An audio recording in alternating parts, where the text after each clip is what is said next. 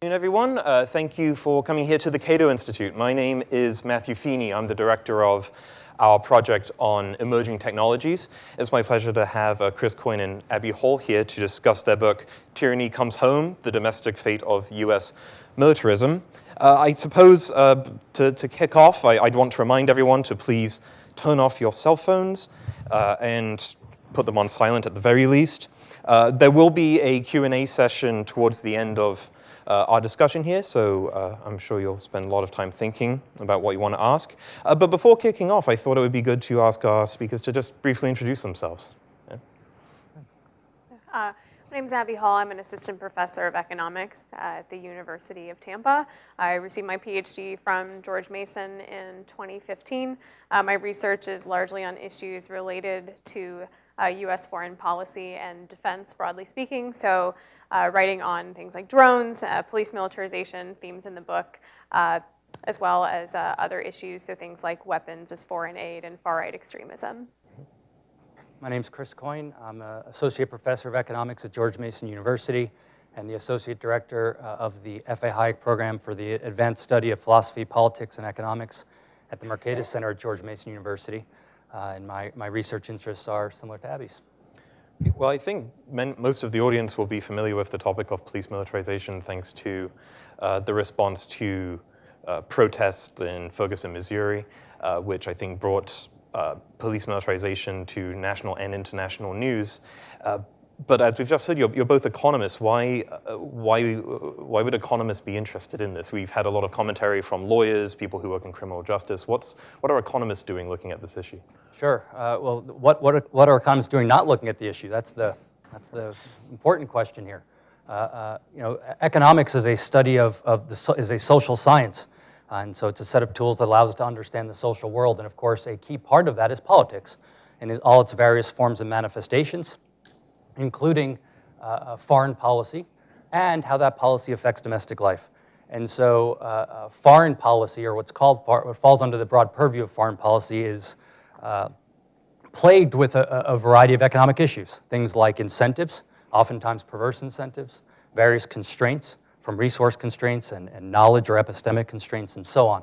And so this area is ripe for study by economists, and economists are often very poor at studying this because they just focus on kind of broad notions of defense. They oftentimes dismiss it as or categorize it as a public good and really don't delve into the actual nitty-gritty. And so it's our hope, among other things, to kind of shed light on that and use the tools of economics to shed light on the nuances of American foreign policy, the implications, and to also contribute to a broader conversation, not just among economists, but among a variety of other scholars and policymakers. When we say U.S. police militarization, what's the trend that we're talking about? What are we not talking about, and what's the exact issue? I think a lot of people have misconceptions about what militarization means. You bring up a good point. We can talk about the militarization of police, which I think is probably what most people are thinking of when they're talking about militarization broadly, which would be the incorporation and the use of military tactics, military dynamics, and also military-grade weapons in the use of civilian policing. When we talk about militarization more broadly, what we're referring to is this larger idea and focus on using the military and military methods as a means of fixing a variety of problems, both domestically and abroad. One of the crucial features of the book is a discussion about what you have both termed the boomerang effect. What is that, and why is it important? So the boomerang effect is, as you mentioned, what we term kind of the general framework or focus of the book. And it's meant to be a very general, broad framework. And the core idea underpinning what we call the boomerang effect is the following.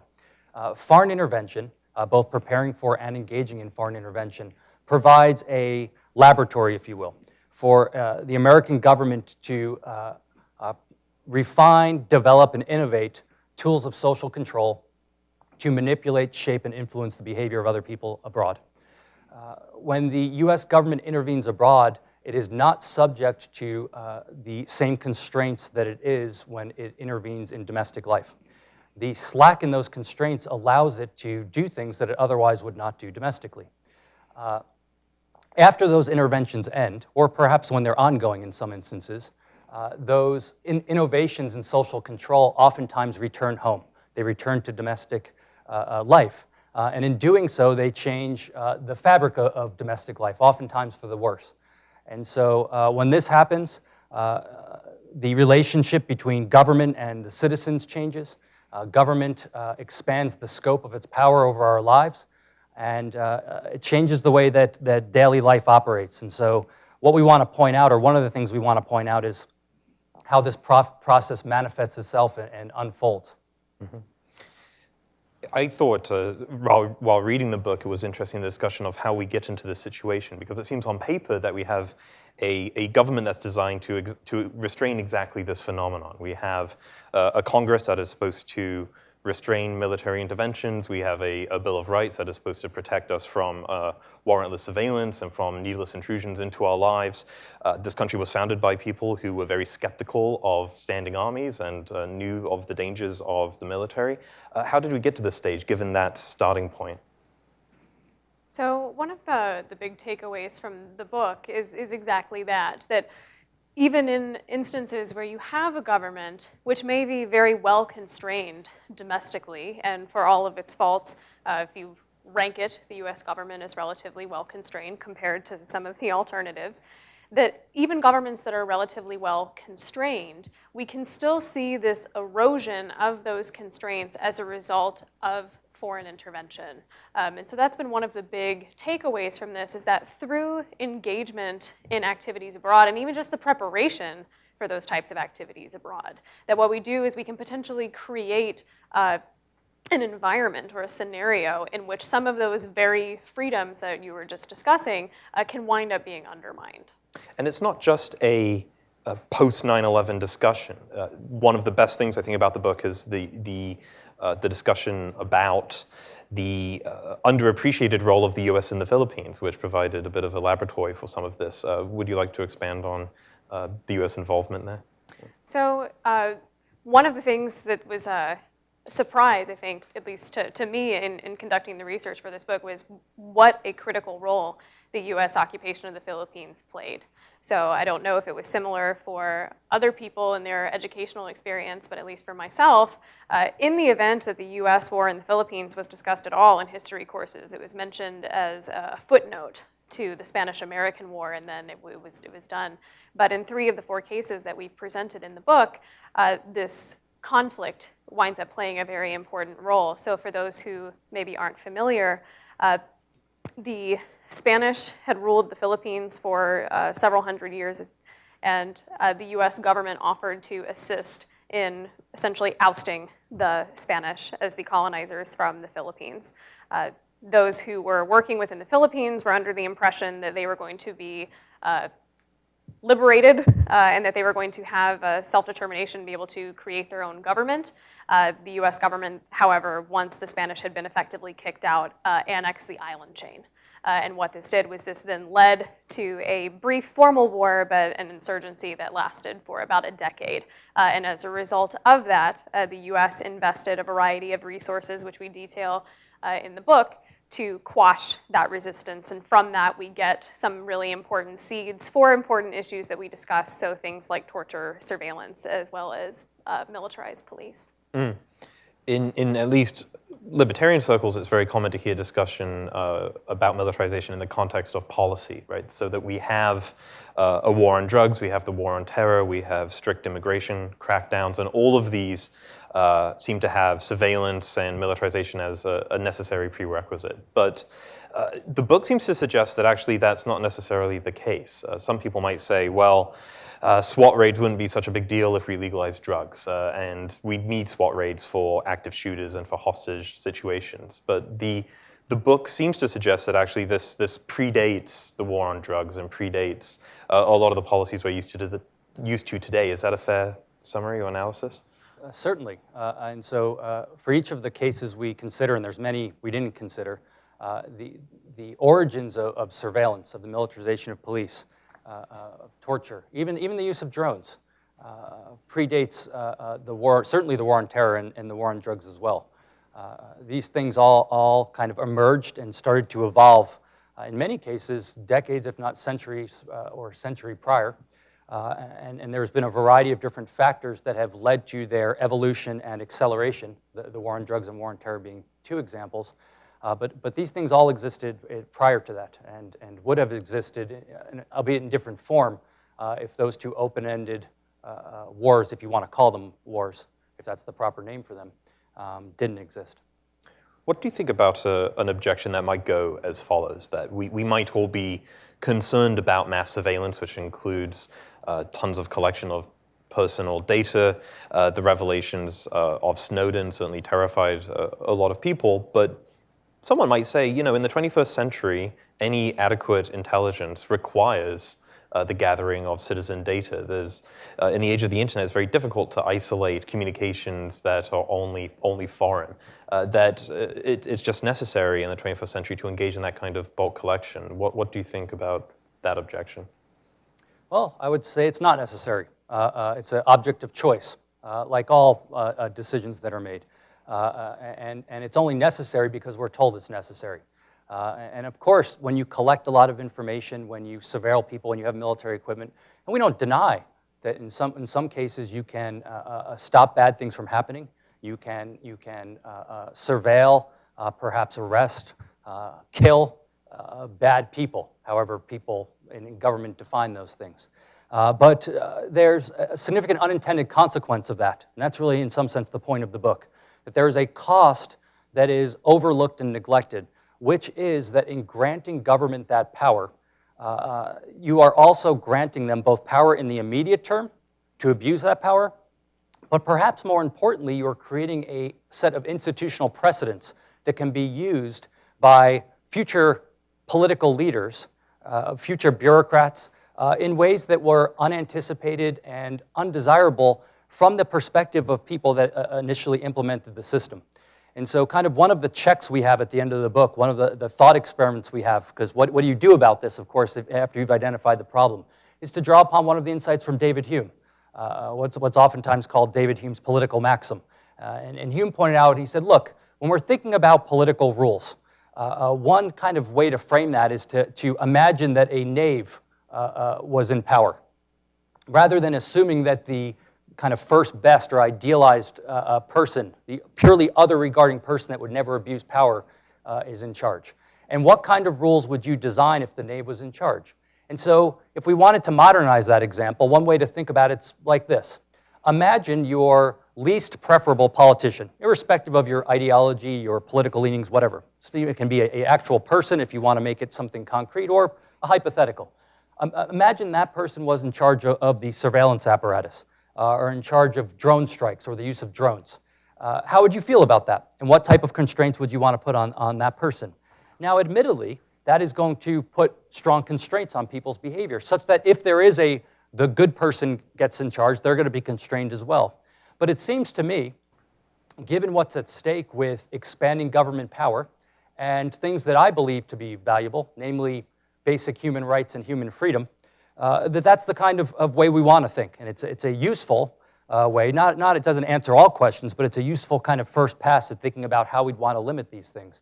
And so going back to your question, there's lots of things that can be done to limit abuses of surveillance, intelligence. They're not done because either incentives are absent or people don't enforce existing rules. But one of the things to think about is it really necessary? There's arguments to be made that collecting information, people say collect information, that helps you make the world safer. Not necessarily. If you collect too much information, sifting through it, distilling it, picking out the relevant information to act on becomes extremely costly to do.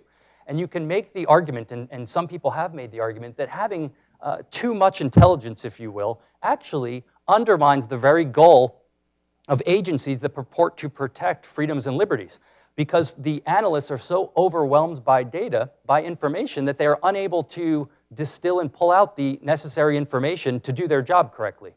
And so when we think about things in those terms, it's far from clear that simply collecting information or collecting information on citizens is either necessary or desirable.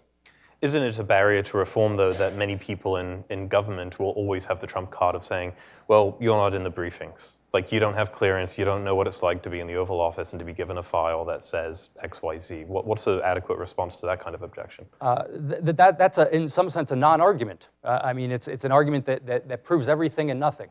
Of course, we're not in the Oval Office in the room talking to them or hearing the details.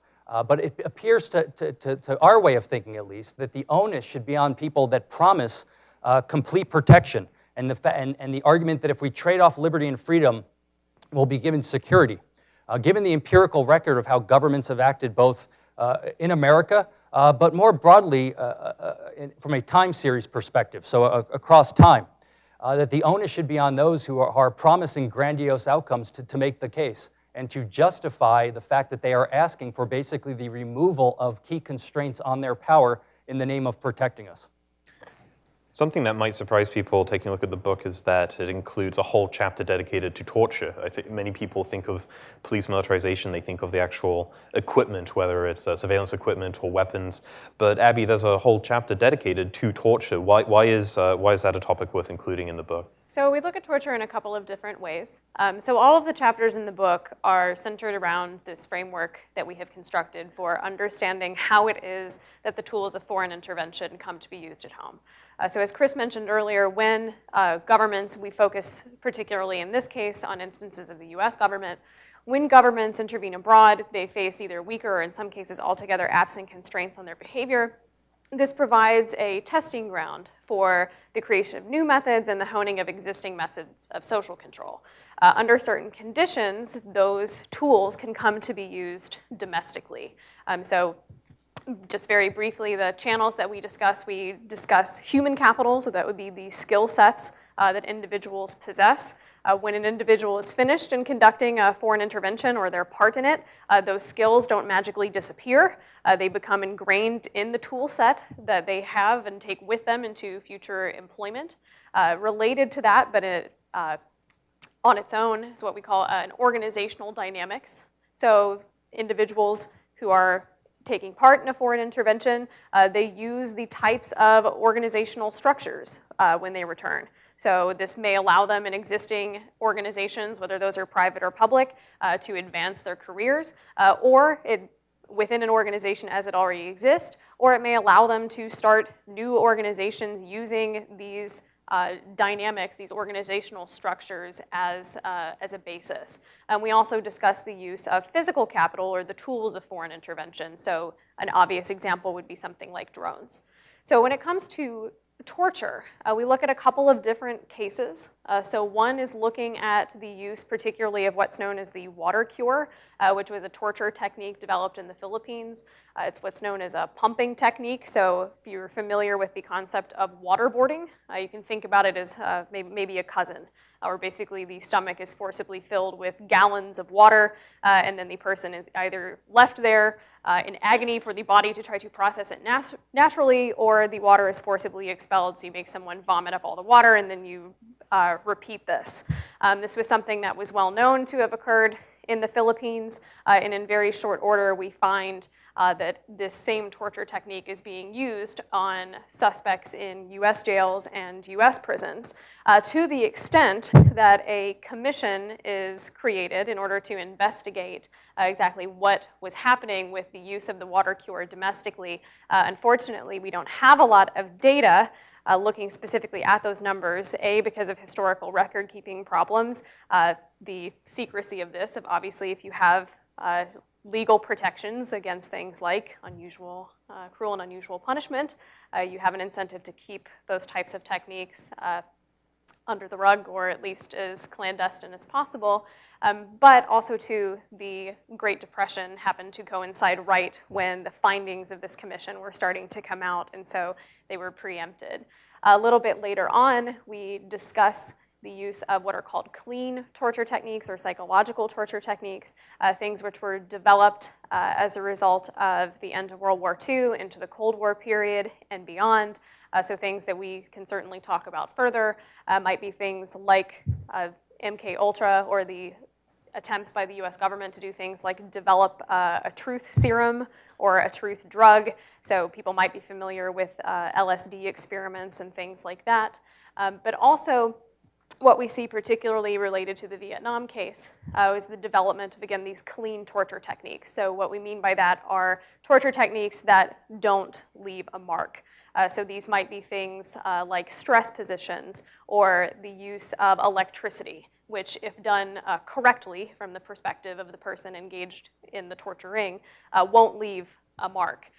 We see cases of those techniques developed, again, in places like Vietnam, being used domestically. The most famous case of this is probably in Chicago by a man by the name of John Burge, in charge of what's known as Area 2.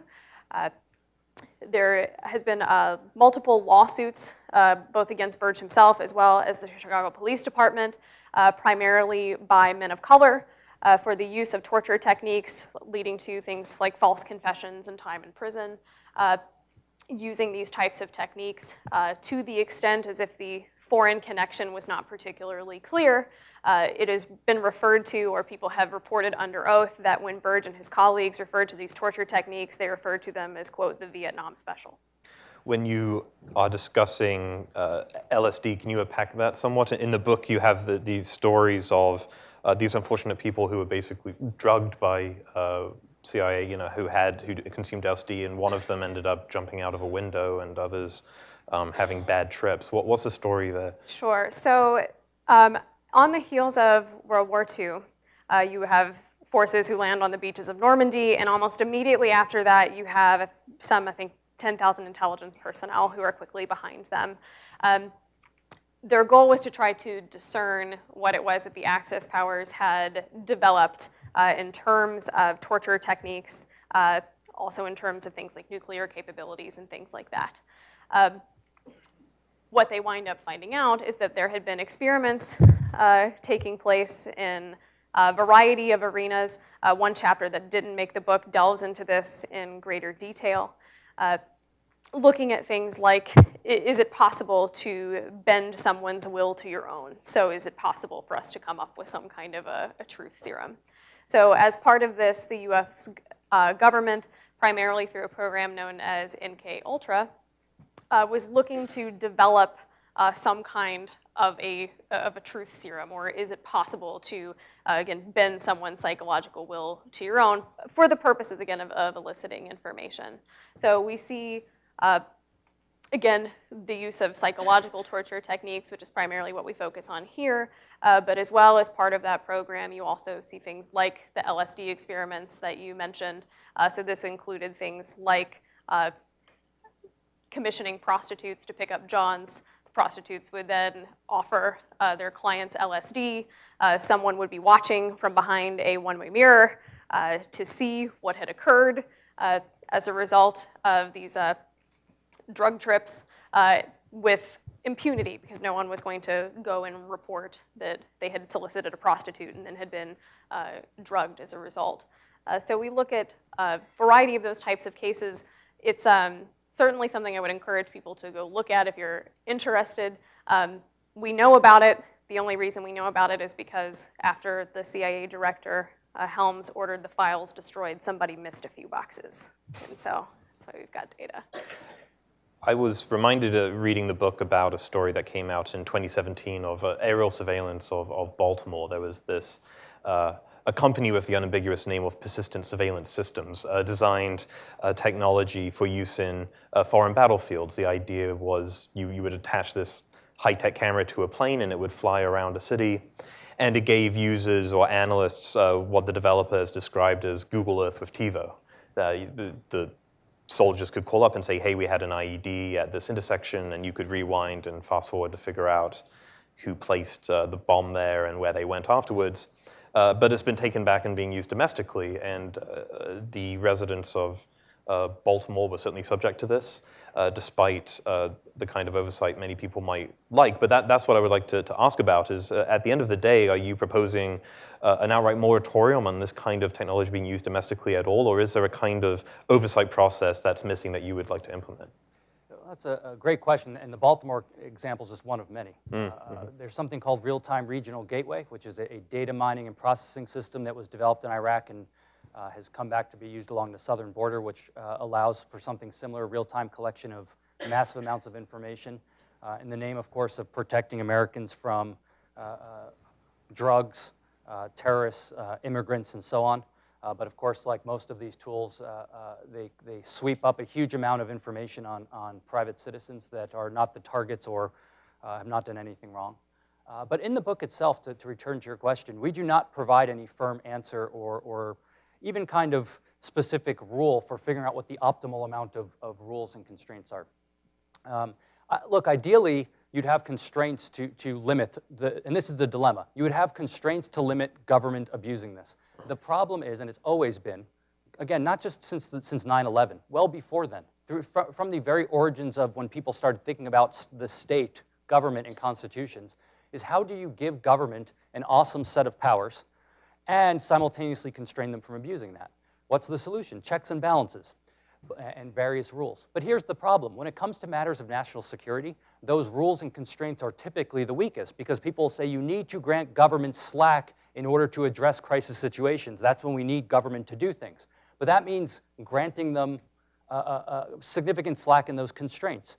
In addition, of course, to the internal dynamics and industrial organization of governments, which is to continually push to expand those constraints, or excuse me, to expand the slack in those constraints. And so that's the dilemma you face. You know, at a minimum, I would say this to provide a concrete answer. It would be nice if existing rules were followed. That would be a start before we talked about new rules. But we know they're not. The reason we know they're not, of course, is because people don't follow the rules. And thank the Lord, those people are called whistleblowers.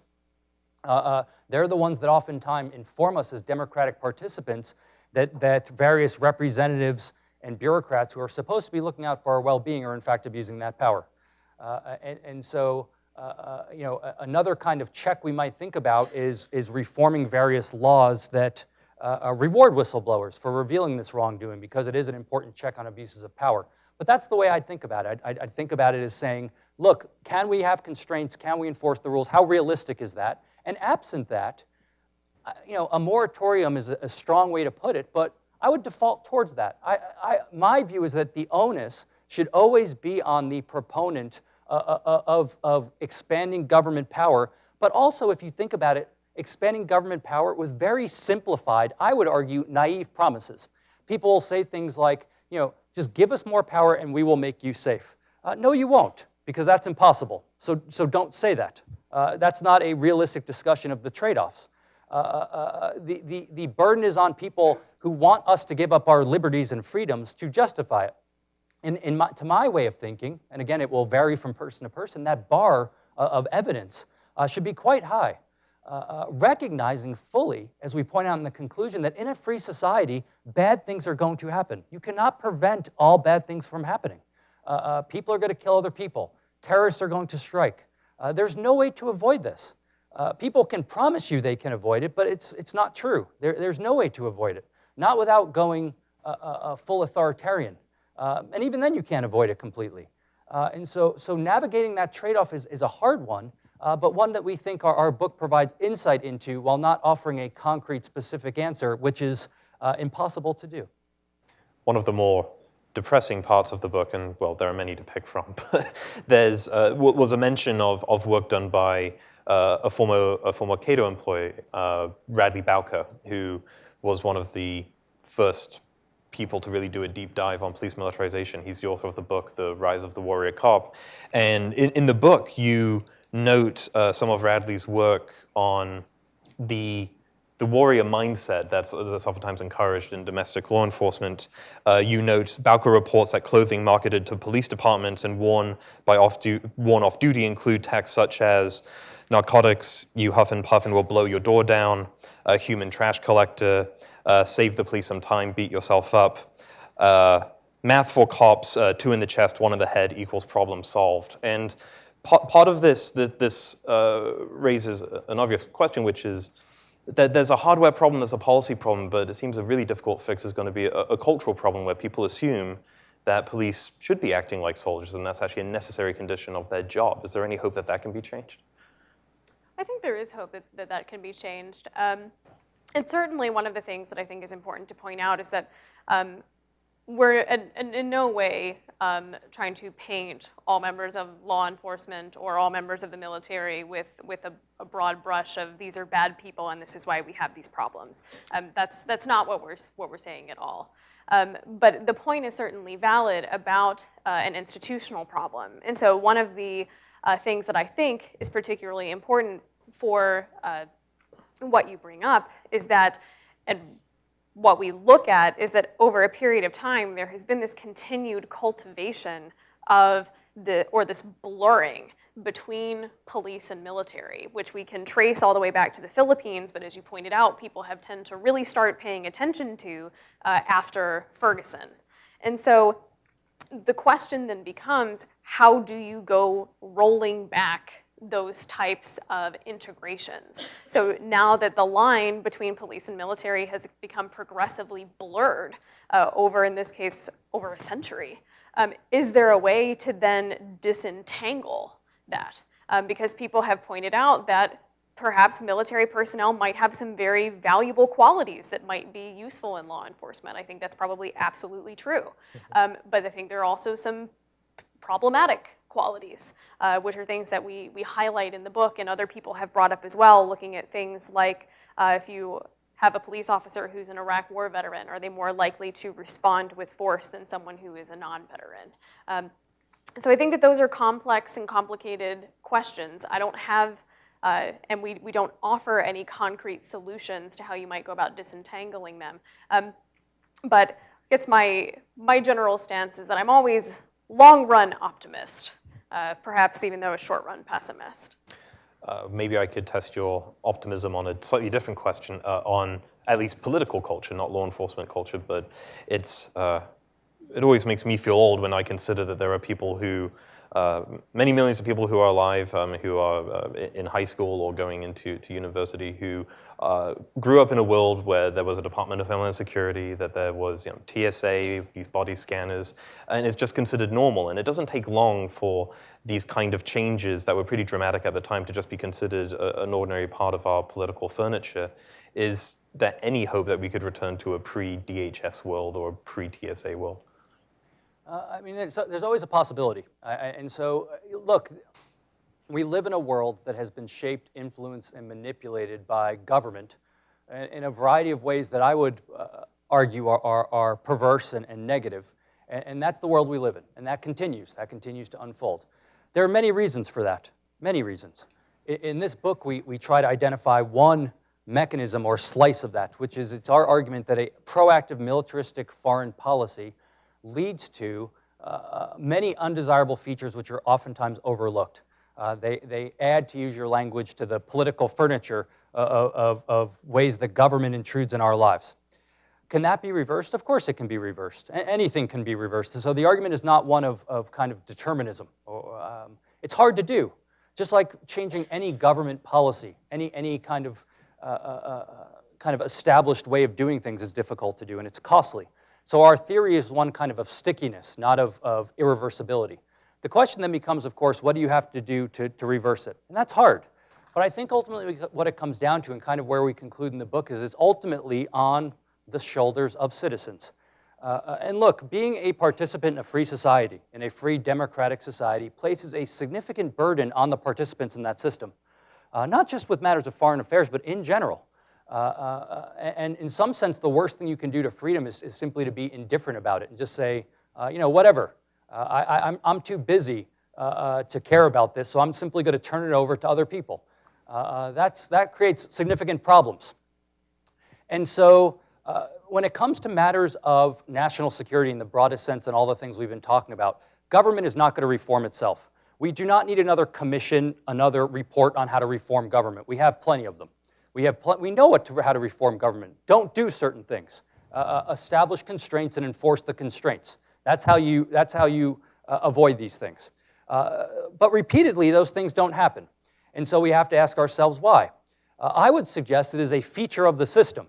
It is an inherent feature of the system itself. So one way to avoid that is to avoid the system. That requires citizens, among other things, to not be overly reliant on government for safety and security. and to realize that much of what falls under the purview of safety and security as defined by the government is nothing of the sort. And that even to the extent that government does improve safety on one margin, it decreases our safety and security on other margins.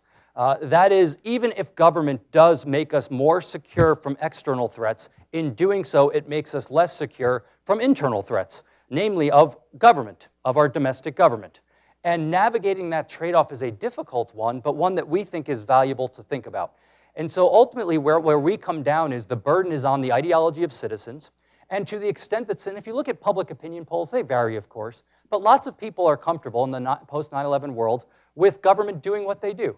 In some cases, by the way, people want them to do, large numbers of people want them to do even more surveilling, more militarization, and so on.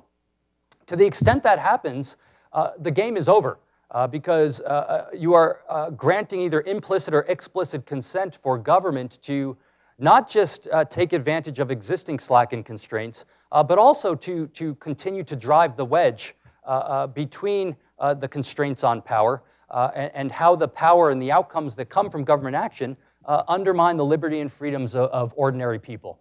And so it's a significant burden that it puts on citizens, but one that we think people are up for, if they so choose, if they value it.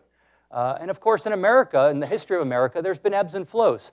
There's been periods of time throughout American history where citizens were highly skeptical of government intervening abroad. And so it's not unheard of, but it's going to take a lot. And so there's no easy solution to that other than pointing that out. It's always depressing, I think, to look at polls in the wake of big disasters like 9/11. If you look at the support for national ID cards and things, there seems to be a bit of a spike there.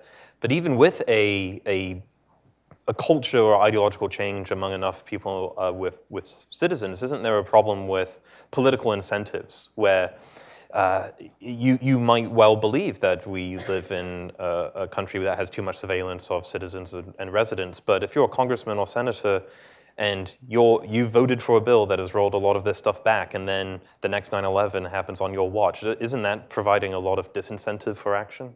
I mean, certainly there are a variety of political incentives in place. Standard analysis of the economics of bureaucracy or basic public choice or the economics of politics gets at a lot of those things that you just mentioned. No one is probably going to be able to effectively run on a campaign, for example, that appears to be soft on issues of foreign security. So it's politically unpalatable for me to stand up and say things like, the TSA actually fails 95% of its own exams. As far as we know, they have yet to apprehend a single terrorist, and therefore all of this money that we have been spending on them would probably be best spent elsewhere. Mm-hmm. I would have just very quickly talked myself out of any hope of gaining some kind of a political office. And so that's certainly a component to it as well. As Chris mentioned a few moments ago, we don't purport to have any kind of clear and fast answers. And certainly any kinds of changes back in the opposite direction would likely be difficult. However, these things aren't impossible. So we do see instances throughout history of citizens saying or pushing back against government expansion. One has to do, for instance, with propaganda and citizens pushing back and saying they're uncomfortable with government engaging in these particular activities, and at least for a period of time, again, the ebb and flows being very critical, I think, to that as well, having certain instances where government has reached into a new area, having those reaches pulled back. You've mentioned a few times the use of foreign battlefields as testing grounds for a lot of this technology, but how much of the deployment back on the home front is post hoc? I mean, are there examples of people saying, you know what, we would like to use this domestically, but let's test it out in a foreign battlefield first? Or does it usually happen that they notice it works in foreign battlefields and then they take it home? I think that it's a combination. Mm-hmm. So there's of that, and so in our reading, at least of the case studies we focus on in the book, and there's many others as well, as I mentioned earlier, there's no clear example of someone being like, I want to use this to control people domestically, but let me go test it out abroad. And as Abby pointed out earlier, I want to make clear, our theory is not what's often called a bad man theory. It's not that bad people do bad stuff and then they come back home and do bad stuff. It's that people are embedded in various institutional environments foreign intervention requires a particular mindset and a particular type of actions, and through a long chain of events, under certain conditions, those technologies and methods can return home. So think about it. What does a foreign intervention entail at its core? It requires a willingness to control other people. A group of political elites observe occurrences in another society and for whatever reason determine that they are unsatisfied with what other human beings are doing. And they take active steps to change that behavior. That requires certain things. Mainly it requires a set of tools and methods to control people, to get them to do what you want. That can be by asking them. That can be through incentivizing them, either through some kind of payment or through force or threat thereof. And that's ultimately what foreign intervention entails, social control. So through that process, new forms of social control are formed. Then it returns back home because once a technology is created, once something exists, it's not like it just goes on the shelf. Or if it does go on the shelf, it only goes on the shelf for a while. And so, I mentioned earlier, there's current examples. You brought up Baltimore. I brought up the real-time regional gateway. That technology was developed in Iraq to help soldiers in the mid-2000s, and it did. It helped collect lots of information that soldiers could use to kill insurgents, with, of course, collateral damage as a side effect. So you might say, okay, that accomplished what it was supposed to accomplish. So then what happens? Does this just sit there? Do people just say, okay, that served its purpose, now let's retire that? Of course not. They say, look, we're doing all these other things domestically, so why don't we leverage that technology? The same way we talk about, think about it the same way we talk about technology in markets, in private life. And we talk about it as making our lives better off, as reducing the cost of doing things. Take that same logic, pick it up, and apply it to government using the tools of social control. So you have technologies that make government more efficient at controlling people. It lowers the cost, it's more covert, and it empowers them to do lots of things that they couldn't do otherwise. That stuff is going to return home. And so that's the process through which this occurs. It's not that every foreign intervention leads to the demise of liberty and freedom, by the way. It's a slow, cumulative process. It ebbs and flows. Some interventions lead to new technologies and methods, others don't. And so it's not some neat linear deterministic process, but rather a kind of jagged evolutionary process of ups and downs. But a lot of the people that we talk about and we analyze historically in the book, at least according to the evidence, which is what we have available, they weren't doing these things that, in the Philippines, people weren't saying like, let me introduce surveillance so that I can bring down American freedom in the year 2000.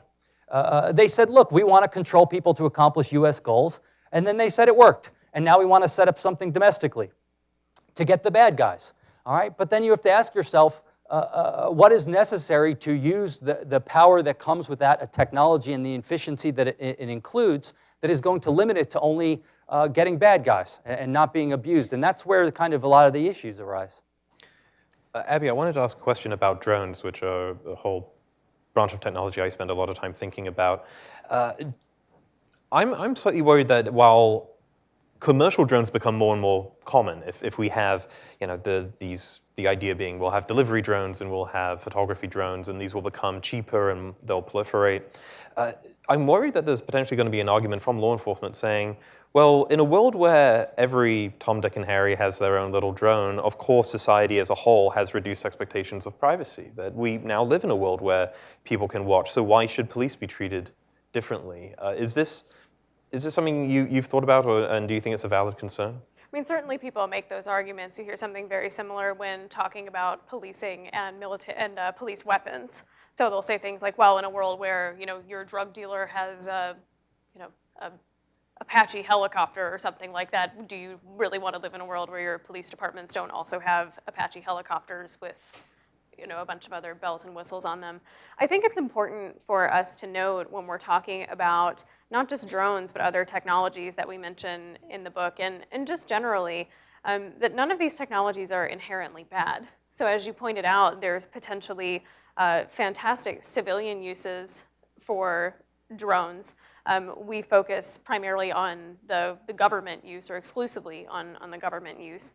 I mean, even there, we could see that there is an argument to be made that there are potential positives to having law enforcement or other branches of government using drone technology. So for instance, things like search and rescue operations or even fighting fires, drones can have have the potential to have a very useful, or they have the potential to be very useful. The problem with this comes in from those other uses, those uses that we might not want. So you're starting to see things now like the drones which were used for, or primarily in the war on terror, almost immediately were being used to patrol the U.S. border. Police departments have been consistently borrowing drone technologies from, I believe it's the FBI or Customs and Border Enforcement. And further discussions about things like arming police drones.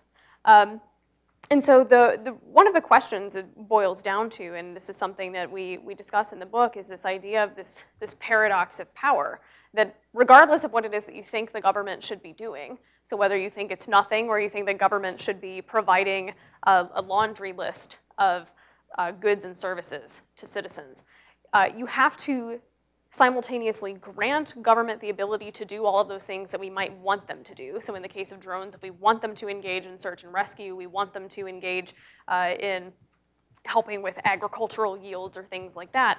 How do we design, or can we design rules to get those outcomes and yet simultaneously constrain government to avoid those potential uses which we don't want, again, for whatever reasons we might not want them, if it's concerns about security, privacy, things like that. Would a warrant requirement or something similar be on the list of potential reform? Potentially. So one of the things that we've seen, and we saw this in the police militarization study, we've seen this in surveillance, and we've seen this elsewhere, and Chris mentioned earlier, is that a lot of the constraints which are supposed to prevent the abuse of these oftentimes don't actually function the way that they should. So when it comes to drones, obviously this is still an area that is continuously evolving, and in some cases the case law is not necessarily clear. From the case law that we do have related to things like aerial surveillance with airplanes, that's kind of set the precedent. And so do I think a warrant may help that? Maybe, though I'm not 100% confident in that answer. I might be overthinking the visual here, but the idea of a boomerang effect, of course, boomerangs are supposed to come back to the person who throws it. But we've seen abroad, for example, Chinese surveillance equipment has found its way into other countries. The Chinese seem unreserved about sharing a lot of the surveillance and policing tools that they use. Have you noticed any American equivalent of that? Have any of our surveillance or policing tools found their way into foreign hands? Well, the U.S. government has a long history of training various dictators throughout Latin America and elsewhere in torture techniques. So that's certainly, and in that process, refining their own torture techniques. There's a historian by the name of Alfred McCoy who's written a book called The Question of Torture, where he details this. And so that's one example of that. Of course, in the book, we talk about how governments can develop their own physical capital, they can innovate, but they also can import it as well, either through other governments giving it to them, or of course selling it. And of course the US government is also the world's largest arms dealer on the international stage, both to developed countries and to developing countries. And I point out that distinction because oftentimes in developing countries the constraints on governments are on the recipient government of various military weaponry and goods and supplies are relatively weak. And so from that standpoint, the influence of the American government when it comes to military matters is pretty much everywhere. Are there any technologies, since the book's been published, are there any surveillance technologies that have become prominent that especially concern you now in 2019? Obviously, I don't know if you're planning a sequel, but I thought I would ask anyway. I mean, that's a great question. I mean, of the ones we know about, the main one I mentioned earlier, the real-time regional gateway, which linked up with that's a system for collecting data. But as part of that, there's tools for collecting that data. And so to provide one illustration, you might have heard the term DRTs or dirt box or a stingray. These are small, relatively small devices, and they simulate cell phone towers. And so what they do is they When you turn one on, they connect to these cell phones within a geographic space. And they collect various different types of data. And what exactly they collect, we don't know because of a lack of transparency, because we're told we're not in the back room and we can't know. It's too important that we don't know as citizens. And so at a minimum, it can collect data on the location of people possessing a cell phone. Some reports indicated that it can collect more information, content on phones, and so on. A significant number of police departments, of the largest police departments in the United States, have this technology provided to them by the federal government. I forget the exact statistics, but it's something like, what we know is something like high 30s, like 39 of the largest 50 U.S. police departments are known to have these things. And we only know them because through discovery procedures in courts, when the governments or the police departments that utilize these technologies have to justify them in court, oftentimes then they'll withdraw the case or they'll engage in parallel construction. They will use other kind of occurrences to justify the various intrusions that they have used to unveil the relevant data so that they don't have to unveil that they have used these surveillance techniques. The problem with the Stingray technology, of course, is there's no warrants, there's very little to no oversight, and it collects information. You can't just target one person, so it's collecting information of people in a geographic space. Now again, some people come back and say, good, I'm willing to do that because you're going to catch some bad people in the process. For those who are more concerned about other individuals having access to your and other ordinary innocent people's information, that's troubling. But that's just one example. And there'll be many others. I don't know what they are, but they'll come out, I assure you. They'll come out slowly and over time. But what we do know is the U.S. government already has a massive, sophisticated surveillance apparatus in place, and that it invests a significant amount of resources, not just operating that, but refining it and developing it. And so, again, just like any other walk of life, there's continual technological advances. It's just when will those be revealed, and that's going to be a matter of a variety of forces, investigative journalism, whistleblowers, and so on. Not to add more depressing news, but last year the Associated Press reported that even American reforms on this might not be enough for residents of this city because it was discovered that quite a few foreign embassies use stingrays as well, so you might not be able to escape a lot of foreign governments who engage in this kind of technology too. Before turning it over to the audience for a Q&A, I wanted to ask about something you both mentioned at the end of the book, which is the role of patriotism and how many people seem to confuse love of their government with love of their country. And is this a distinction you still find people find difficult to make a lot of the time? And what role does that distinction play in this discussion? I can start with that.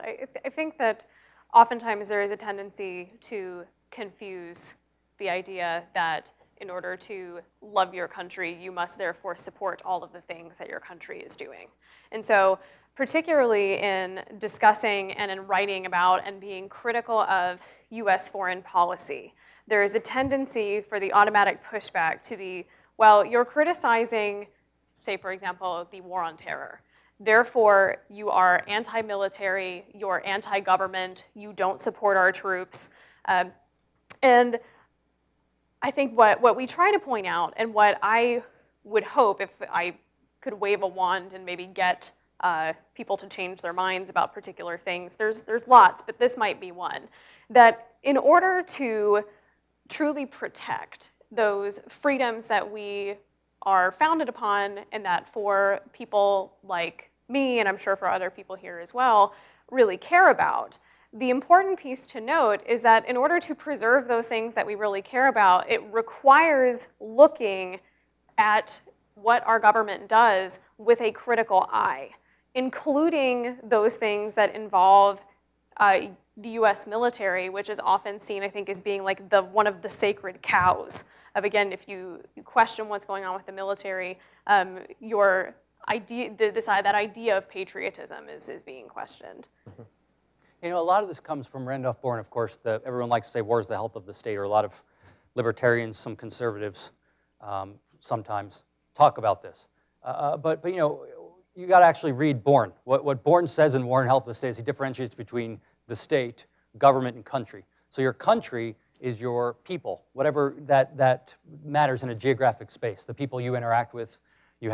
Bourne talks about some shared notion of values. Government is the political apparatus that things happen, which is embodied in the state. And so for Bourne, the state and government are the apparatus of force.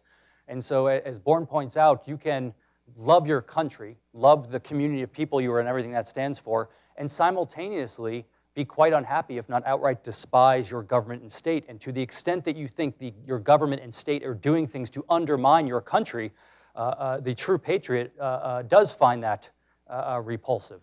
And so, at the end, when we talk about, again, coming back to what we do and what we do about all this, and we talk about the burden on citizens, one of the things we highlight is that people have to be, irrespective of political party, which so often this gets divided along partisan lines, you have to be skeptical about what government does across the board. You also have to be aware of political incentives and the perverse political incentives that politicians face. So what kind of incentives do they face? You pointed the one about constituents and not wanting to be kind of on the hook for advocating for less militarism with an attack. What's another one?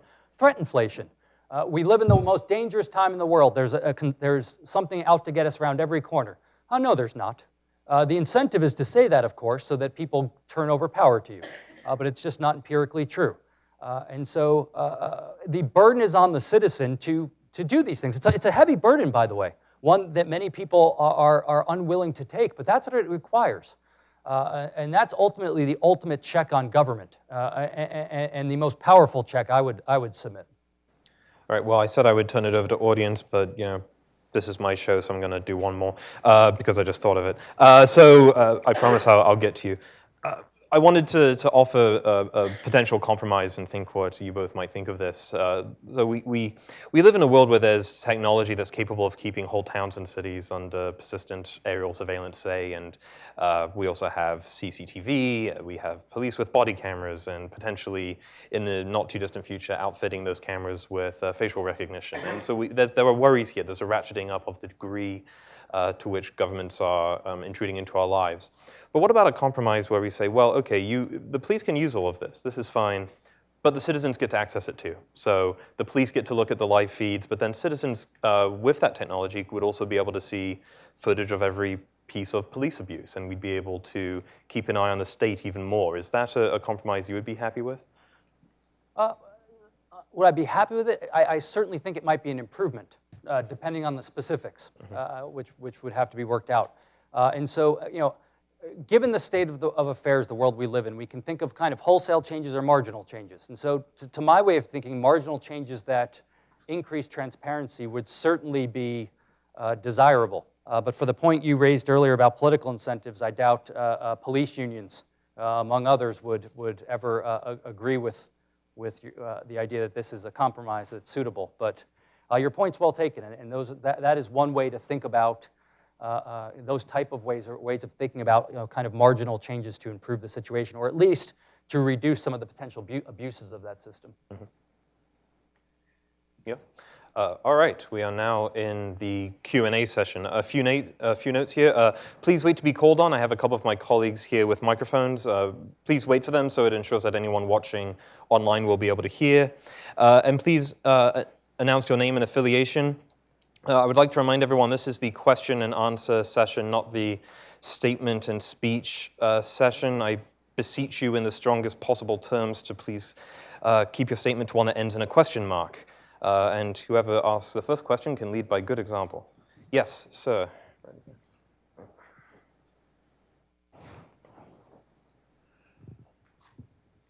My name's Mike Zone. I'm a technology investor. Interested in the fact that we've conceded some things that as long as there's probable cause and due process, and we're doing laws that have been tested and we agree, in that face, as we saw in the FISA court, and the unmasking of collateral things, there's always a possibility of being wrong and not knowing when you're right. Errors of the first kind, errors of the second kind, and even errors of the third and fourth kind. So you end up saying that if you use these, if you created a database that you saw who did what to whom and when, like they apparently have in Chicago, so they can tell who shot who where, or they have in China, so with facial recognition, would that solve the problem if you, in a satisfactory way, if there was due process ensured? Yeah, is this a question of the process behind the surveillance or a question about the technology? I suppose? A combination of both, I think. I don't know that they're neatly separable. And here's what I would suggest in response to this. If you could guarantee due process, of course, many of the problems we're discussing and many of the problems we haven't discussed that are related would be non-issues. The question, of course, is can you guarantee or how confident are you that due process is actually taking place? More broadly, to move beyond due process, are there constraints on abuses of power? Again, in a first best world, of course, government would use its powers to advance the safety of citizens. It would not ever be abused, and so on. We don't live in that world. We live in deviations from it. The debate really then becomes what's the magnitude of that deviation from the first best, and that's where things get tricky. I will say this, whether it's due process, whether it's other checks and balances, again, we have lots of legal scholars, policymakers, various commissions and reformers have outlined a large list of things that could in principle be done. And on paper they work, but they're either not implemented or they're implemented in a way that simply shifts the problem up. So you have the FISA court in response to a government abuses of power, but then the FISA court, that just shifts it up, which is who's going to watch the FISA court? You always run into the fundamental problem of who's going to watch the watchman. That's the fundamental problem with checking government in general. And so even a solution that solves some problems that exist is just going to create a whole new set of problems because ultimately, and this goes back to the point you were raising earlier, Matthew, about the justification that, well, we need to do this because we need to be covert because it's national surveillance, is the argument always falls back on it needs to be covert. There needs to be secrecy. Again, a debate over how much, which means there's going to be citizens are going to be removed. There might be, in principle, some congressional oversight, but even congressional oversight is severely limited. And the problem, of course, is the people doing this surveilling provide the information about their surveillance activities to the oversight members, to citizens. And so you have distortions in that information. And so, while in principle I would agree that ideal or near ideal due process would overcome a lot of these issues, I'm highly skeptical that when you introduce these technologies that you're mentioning in there, and there's others as well, that those kind of things are going to occur in practice. Yeah, there are a variety of examples, and some of them we utilize in the book. Some related to issues of police militarization, so related to surveillance, but not quite the same. You take the primary law that was intended to separate police from the military, at least if you look at a history of police militarization. The Posse Comitatus Act was created and adopted in the Reconstruction period. So the idea was that after the U.S. military had attempted to prevent recently emancipated Southern blacks from voting, it was put into law that the military could not be used as a posse comitatus or a force of the people. But what we see is that almost immediately, even though this law is in place, it's pretty much violated from the get-go. Like, the ink is not dry. And they're saying, oh, well, those Western territories aren't states, so technically this doesn't apply. Or during World War I or World War II, it's relaxed. And then later on, we get to a series of court cases in which the U.S. military branches thereof have been used in order to engage with civilian populations. It was a group of Native Americans. It was called the Wounded Knee cases, which essentially guts the rest of that if it had any teeth to it at all. And so there are lots of examples of instances where if those constraints are in place and it's guaranteed that they will function the way that they're supposed to, probably. But we have lots of examples where even when those constraints are put in place, they're not enforced. Yeah, I'll take this gentleman here.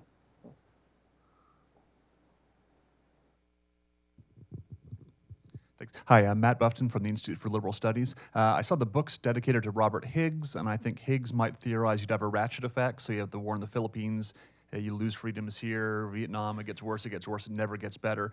But also I could imagine a case where it's worse right after a war, and then it gets better, and then there's another war and it gets worse. Do you have any data or theories about which of those two might be more true? Certainly. Well, I have an idea. I don't have a firm answer to your question, which I don't know the specifics. But I will say this. You know, our reading of the history of the cases that we present in the book is such that there are not clear spikes necessarily immediately after war. In many cases, actually, during war and after, the new innovations don't come back necessarily immediately. In some cases, they do. As I mentioned, there's surveillance technologies that were used in Iraq long ago that are now being used here with those wars going on and seemingly never ending. But in many instances, what happens is they're developed abroad, at least historically. The war ends, or at least there's some end point, and then they return home. Again, not through some nefarious, in many instances, nefarious motivation, but because people have certain skills. They come home. If you look at the origins of the surveillance state in America, for instance, and where it came from the Philippines. And after the people set it up in the Philippines, that tour of duty ended for them. They came home. They went into the work for the military, the American government. And what did they do? They took their human capital and decided to set up a similar apparatus at home. And so it's not always a neat correlation between a war happens, you get the spike, and then it goes down. In many cases, it takes a while for it to come home, and more interestingly, it takes sometimes decades for something to actually appear, or at least become recognizable to American citizens. And so there's no tight correlation that we found that I can provide any generalizable characteristics. I want to go to, I saw there was a gentleman in the back here, yes. Keep your hand raised so my colleague can find you. Yep. I'll come to this side.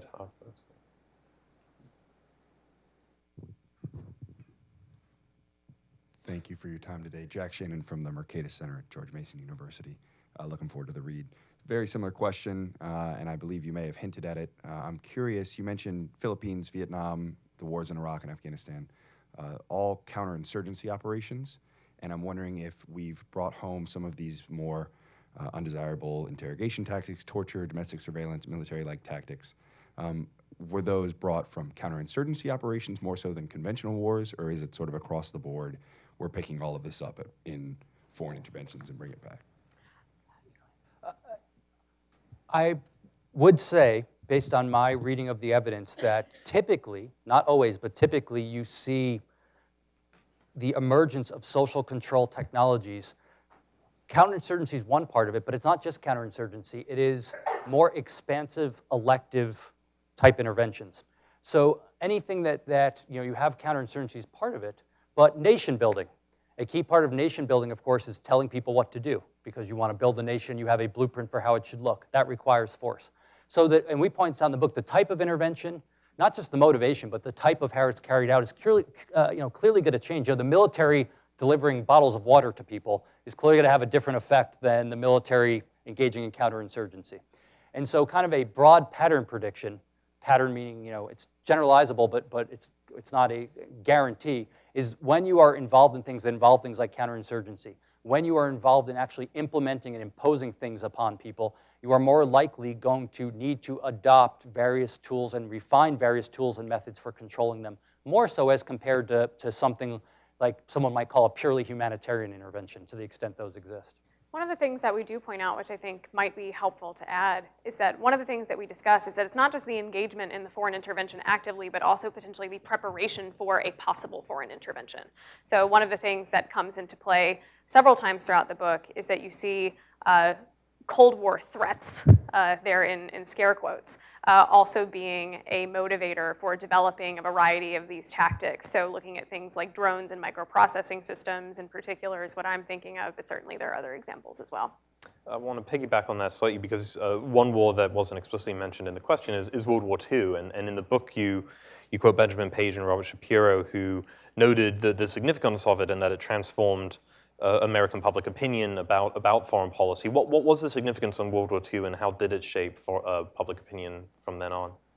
So this is simplifying a lot of nuances in history, but to provide a relatively short answer. But in the wake of World War II, you get a dramatic shift in both public opinion, but also in the way the foreign policy does find that Where prior to that, it wasn't perfect that you had a beginning and an end to a war, but you had more of that, where you'd have a war ramp up and then there was kind of a decline in the aftermath. In the wake of World War II, there's a dramatic shift where there was a concern not just for immediate threats, but also for future threats as well. There's also the rise of a faceless enemy or ideology in the name of communism, and the need to combat that.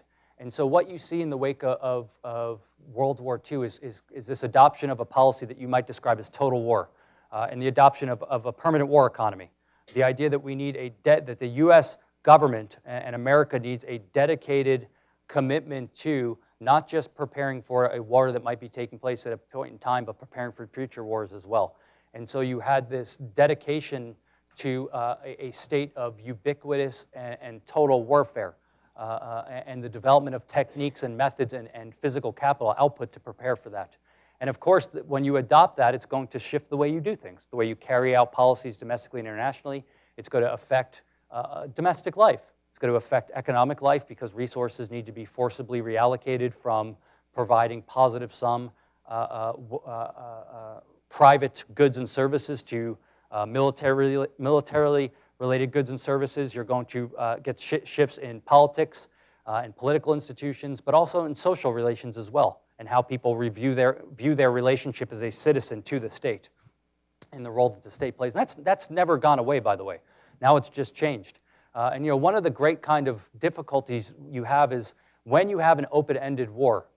And again, in some sense, we have so many wars that the term has lost all meaning. Everything's a war. I mean, what's not a war? That's the more interesting question, perhaps. But when they're open-ended, they just go on forever. You can never defeat someone. You can never end it. Like, what would winning the war on drugs mean? What would winning the war on terrorism mean? There's no enemy to defeat. There's no outgroup. There's no clearly defined outgroup you can ever defeat. And so that means that it's always with us. But that also means that everything that's bundled up with carrying out that warfare is with us. And that's part of the issue. And so another thing we might think about in terms of potential solutions is advocating for the end of open-ended wars. That anyone advocating for warfare has clear, defined goals and an incentive to actually follow through on those goals, which means some severe penalty for not ending a conflict when those goals are either met or when it becomes evidently clear that they cannot be met. So this gentleman in the white shirt had his hand raised before, and then I'll go back over this side.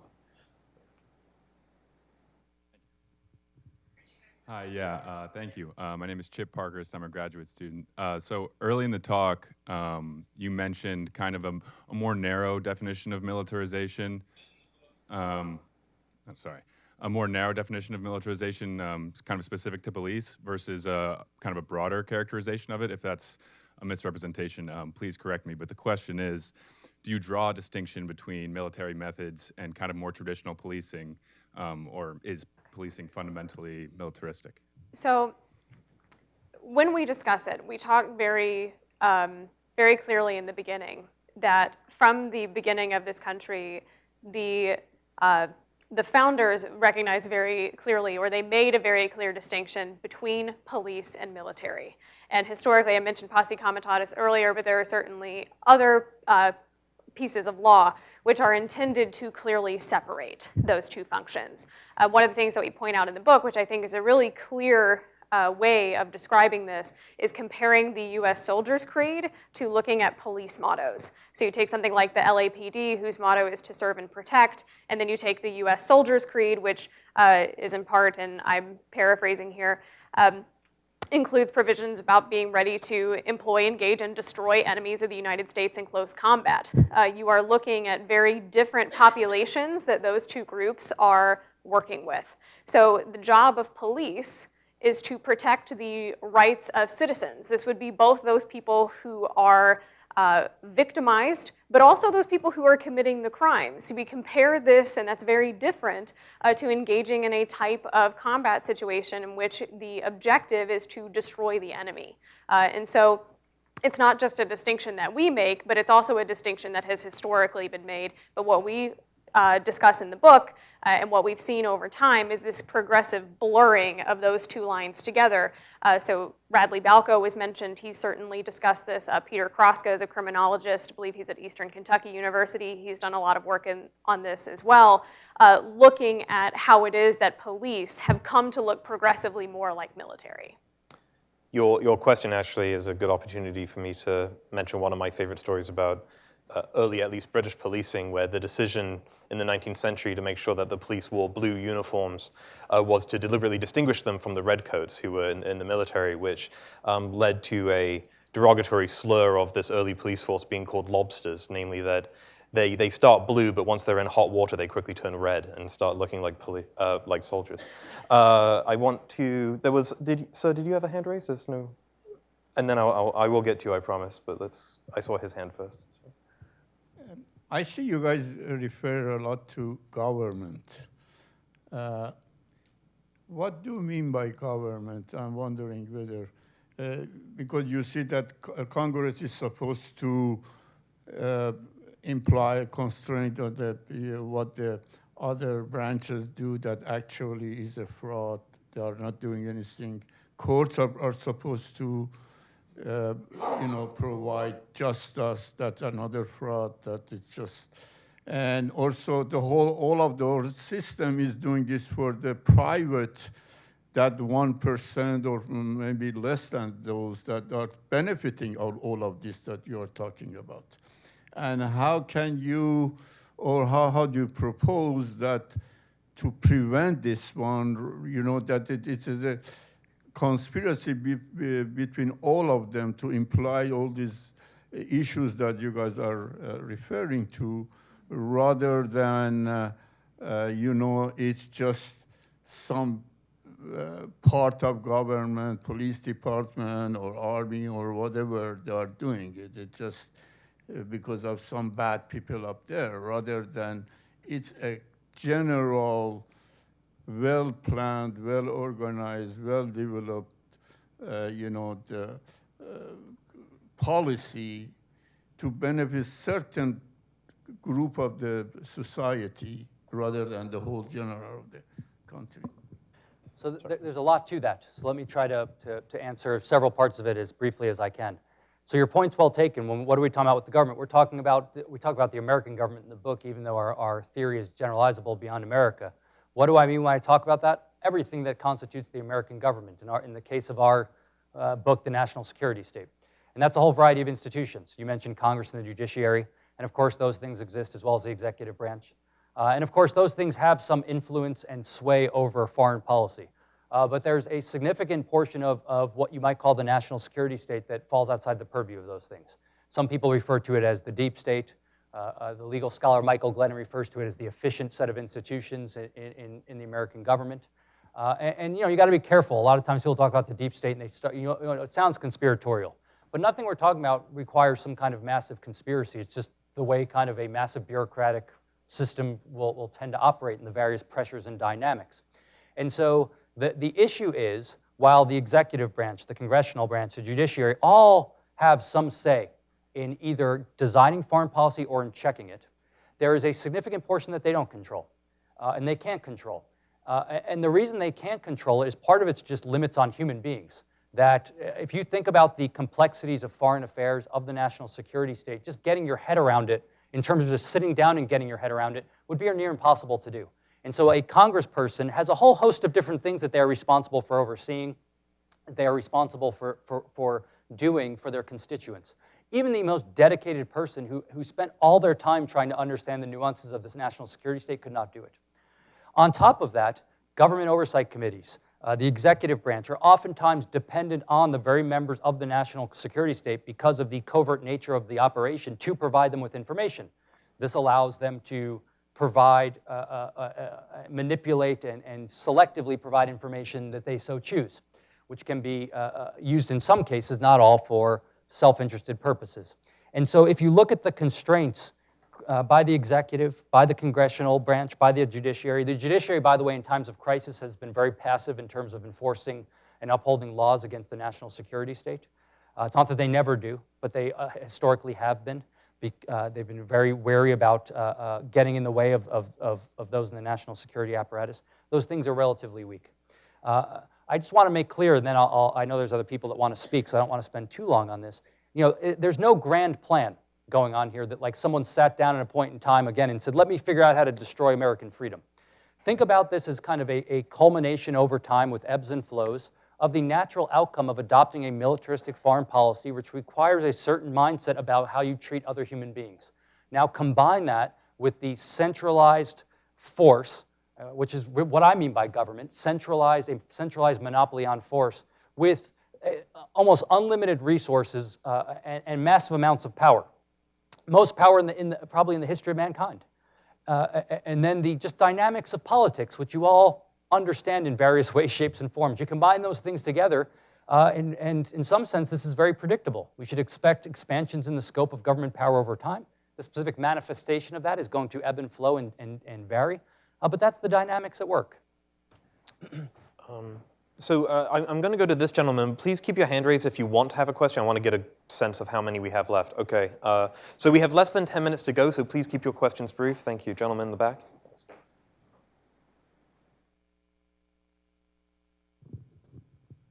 Yeah, hi. More of a psychological question or a dimension. What I'm picking up from this is that there's really a state of hypervigilance. Following World War II, the Cold War, I lived through that, where there was always a sense of being bombed and the sense that you could not let down your guard. The death of the Soviet Union, and all of a sudden we're celebrating that history has ended. 9/11, just to fast forward this, these are traumas in populations. And one of the signature PTSD symptoms from Vietnam, Afghanistan, is hypervigilance.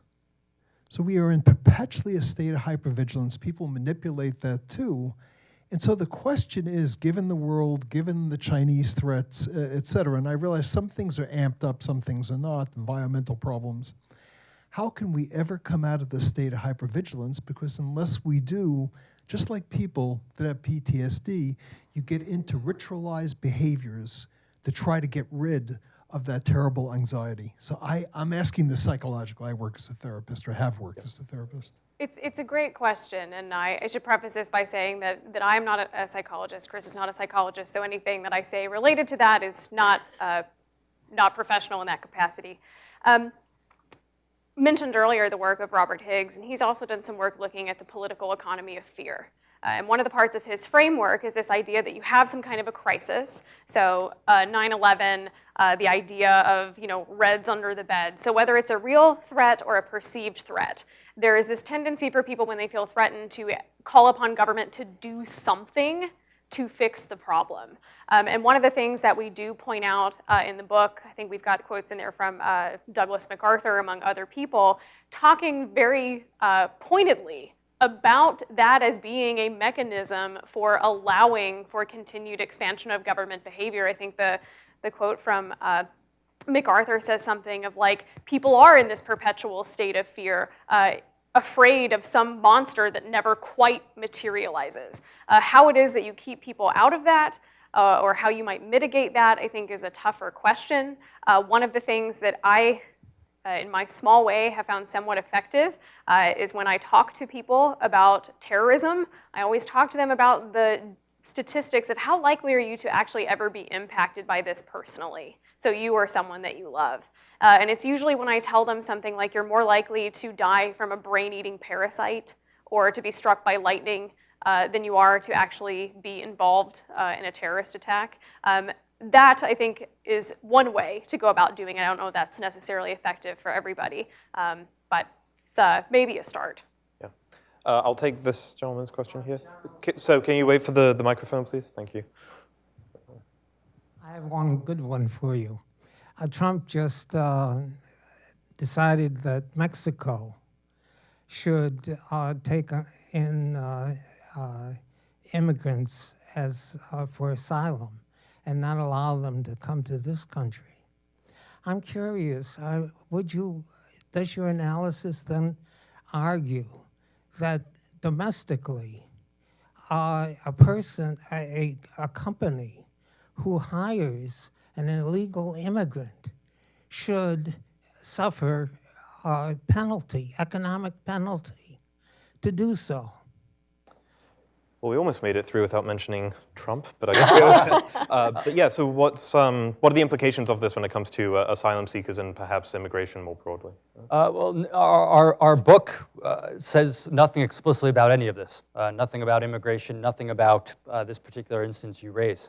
And so, I think our framework would be largely silent on that, mainly because I'm not sure how that type of scenario would align with a foreign intervention and then people coming back home after. If you're asking me my opinion, should someone that hires an illegal immigrant be penalized economically? If you ask me personally, I'd say no, but that's a different Cato forum for a different day. And so I don't know if you have anything. No. Well, that's a we'll different have Cato this forum for a different day. Yeah. Yeah, me and my colleagues have worked extensively on illegal immigration, and I'm sure there'll be lunch conversations. We're in the final few minutes. I know you had a question, did you? Yes? Yeah, so we'll probably have to make this the last one. Hi. First off, my name is Matt. I'm a rising senior at George Mason University, and I'm actually really excited to be taking Professor Coyne's class on defensive peace economics in like 5 days or something. But regardless, my question is that... Don't ask a hard question. So recently, both Senator Ted Cruz and Congresswoman Alexandria Ocasio-Cortez have both come out to supporting some legislation regarding a ban on Congress members from becoming lobbyists once they retire their legislative career. My question is, what are your thoughts on does this have any impact on your type of work, and do you think that there are any sorts of unforeseen consequences of said legislation? Yeah, that particular example I don't think would matter too much in terms of our specific framework. But it's still a good question, by the way, because it does matter for the alignment of people that are supposed to be representing the interests of people and pursuing their own lobbyists. Of course, the point you make is a broader one about what's often called the revolving door, the movement back and forth between various government agencies and private industry. And that happens in a whole host of things, the financial sector, the healthcare sector, but it's one of the defining features of the military sector, of course. And going back to something I raised earlier, like a lot of things, if you pay attention, like a lot of problems have, supposed problems like this, have solutions in place. There are rules, for instance, about former members of the military, at least, working for private firms. And they're supposed to go through a variety of steps, talking to legal counsel and so on in the government before they're able to do it. These laws have no teeth and aren't enforced. And so, again, these kind of things sound nice, but I doubt that they will solve the root matter. And the root matter is this in this case. Not the fact that members of Congress become lobbyists, that there is an incentive to lobby in general. And so as long as there is an incentive to lobby, there'll be lobbyists. And so, if I was thinking about how to address that, it wouldn't be banning certain people from being lobbyists. It would be to look at various policy reforms or mechanisms that can be designed to remove the desire to lobby whatsoever. And that would make the fundamental problem a non-issue. I would add to that as well, just in terms of you were asking, are there criticisms of this? And one of the things that people will often bring up when it comes to anything related to politics and recognizing the problems, whether they're the ones we've talked about today or others, people will ask about things like, well, should we limit lobbying or campaign contributions or this revolving door phenomenon that we've talked about? And one of the things that I always come back to is one of the things that students learn pretty much the first day that they take an economics course is that anytime that there is scarcity, there's going to be competition. And so eliminating one avenue might change the way that people go about engaging in a particular activity, but it doesn't eliminate the activity altogether. And so you change maybe the nature of the competition, but you don't eliminate the competition itself. This reminds me of one of the many pieces of the book that I underlined was on this point, that you note that of the 108 3- and 4-star generals and admirals who retired between 2009 and 2011, 70% accepted jobs with private defense contractors or consultants after retirement, which is another, I guess, revolving door and probably a topic for another forum. All that remains is for you to please join me in thanking Abby and Chris for coming. Thank you. Thank you. Yeah,